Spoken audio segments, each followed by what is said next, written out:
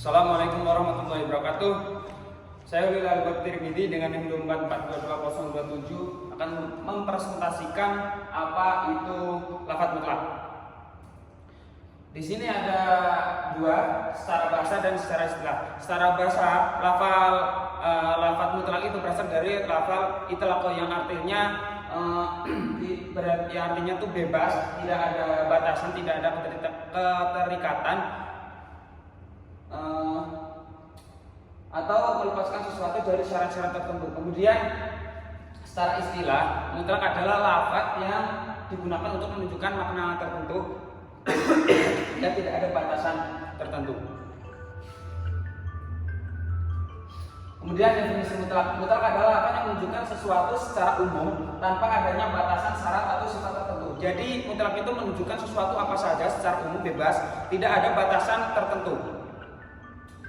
Kemudian mutlak mencakup segala jenis dan bentuk dari objek yang disebutkan sesuai dengan makna lafadz tersebut. Objeknya bebas apa saja. Kemudian dalam ilmu ushul fikih, mutlak seringkali dipahami sebagai bentuk kebebasan, makna yang tetap relevan sampai ada dalil lain yang membatasi atau mengikatnya. Jadi dalam ushul fikih, mutlak seringkali dipahami sebagai bentuk kebebasan makna. Tetapi Tetapi ketika ada dalil lain yang membatasi atau mengikatnya, maka kita ambil dalil tersebut. Kemudian kaidah pemahaman mutlak. Yang pertama itu lafadz mutlak berlaku umum. Semua kemungkinan makna yang relevan dalam lafadz mutlak dianggap berlaku kecuali ada dalil lain yang membatasinya.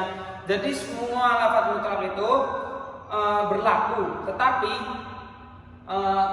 tidak berlaku tetapi ketika ada pembatasan dalil lain yang membatasi, kita ambil dalil lain yang membatasi tersebut. Kemudian pembatasan mutlak, jika ditemukan dalil lain yang lebih spesifik atau muqayyad dalam pembahasan yang sama, maka mutlak harus dipahami sesuai pembatasan tersebut.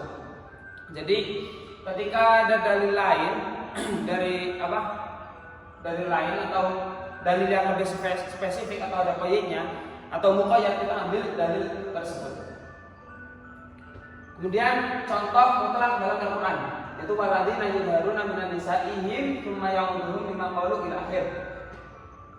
Dan mereka yang menjihari istri mereka kemudian ingin menarik kembali apa yang mereka ucapkan, maka wajib membebaskan seseorang budak. Quran surah Al-Mujadilah. Di sini lafaz raqabah ini dinamakan lafaz mutlak. Karena apa? Raqabah di sini itu artinya budak, membebaskan budak. Budaknya itu bebas, mau budak mukmin, tidak mukmin, mau laki-laki atau perempuan, bebas. Ini yang dinamakan lafadz mutlak. Kemudian, ini penjelasan ayat yang tadi.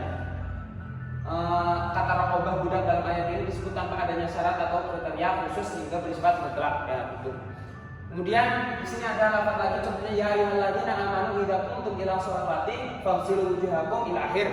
Artinya, wahai orang-orang yang beriman, apabila kamu berdiri hendak melaksanakan sholat, maka basuhlah wajahmu dan tanganmu sampai ke situ-situ, serta usaplah kepalamu dan basuh kedua kakimu sampai kedua mata kaki. Jika kamu dalam keadaan junub, mandilah. Jika kamu sakit dalam perjalanan, kembali dari tempat buang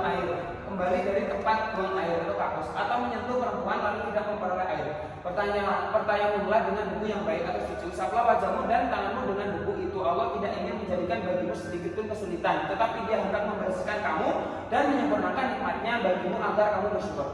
Lafadz mutlak ini juga memberi kita kefleksibelan. Kemudian di sini ada mutlak dalam pembahasan budak dalam Quran surah Al-Mujadilah. Tadi kan yang penting budak. Kalau di dalam Quran surah An-Nisa itu budaknya harus mukmin. Jadi kita harus ambil Quran yang surah An-Nisa ayat 92 ini. Kemudian air untuk bersuci, ketika disebutkan bahwa air dapat digunakan bersuci, yang penting tadi di ayat itu tulisnya itu yang penting suci. Itu bisa digunakan. Tetapi ada hadis Nabi yang air sucinya itu yang mensucikan. Jadi kita ambil yang hadis Nabi tersebut. Kemudian hikmah dari mutlak yaitu pertama kemudahan, yaitu mutlak memberikan kelonggaran kepada umat Islam dalam melaksanakan hukum syariat tanpa harus terpaku pada spesifikasi tertentu. Itu tadi udah ada contohnya di depan. Kemudian fleksibilitas. Konsep mutlak memungkinkan penerapan hukum Islam dalam berbagai kondisi dan situasi. Contohnya tayamum itu tadi. ketika tidak ada air kita menggunakan debu. Ya. Dari saya banyak kekurangan karena waktu yang sudah ditetapkan, mohon maaf yang sebesar-besarnya, banyak banyak tutur kata yang kurang berkenan, mohon maaf yang sebesar-besarnya. Wabillahi taufiq wal hidayah. Wassalamualaikum warahmatullahi wabarakatuh.